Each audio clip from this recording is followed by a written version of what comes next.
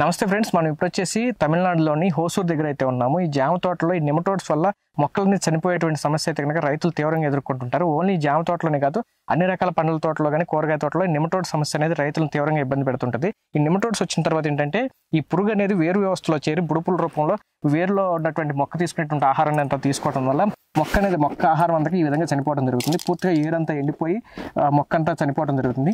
అయితే దీనికి మనం సెబరికల్చర్ కనుక ఉపయోగించినట్టు కనుక మొక్క ఆరోగ్యంగా పెరగడంతో పాటు ఈ నెమటోడ్స్ని అయితే నివారించుకోవచ్చు. అయితే ఇప్పుడు ఇది కూడా నెమటోడ్ వచ్చినటువంటి మొక్కే.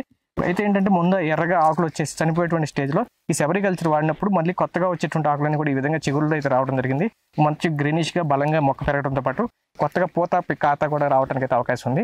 ఈ సెబరికల్చర్ కనుక ఉపయోగించినట్టయితే కనుక ఈ వేరు వ్యవస్థలో ఉన్నటువంటి నెమటోడ్స్ని చంపేసి కొత్తగా మంచి వేరు వ్యవస్థ అనేది బాగా బలంగా పెరిగి ఆహారం బాగా తీసుకుని మొక్క మంచి గ్రోత్ రావడానికి, మొక్క ఎదుగుదలకు కానీ మొక్క మంచి దిగుబడి రావడానికి అయితే కనుక ఈ సెబరికల్చర్ అయితే ఉపయోగపడుతుంది. మార్కెట్లో అనేక రకాల కెమికల్ మందులు కానీ ఆర్గానిక్ మందులు కానీ దొరుకుతున్నప్పటికీ ఏంటంటే అవి వాడిన తర్వాత 2-3 నెలలు మాత్రం ఎఫెక్ట్ ఉంటుంది. ఖర్చు అనేది ఎక్కువైపోతుందని రైతులు అయితే అభిప్రాయపడుతున్నారు. ఈ సెబరికల్చర్ కనుక తీసుకుంటే కనుక 2000 మొక్కలకి 2000 రూపాయలకి అయితే కనుక మనం అయితే మందు తయారు చేసుకోవచ్చు. పూర్తి వివరాల కోసం అయితే కనుక స్క్రీన్ మీద కనబడుతున్న నెంబర్కి మీరు కాల్ చేస్తుంటే అన్ని విషయాలు తెలుసుకోవచ్చు. వీడియో నచ్చినట్లయితే లైక్ చేయండి, షేర్ చేయండి. Thank you.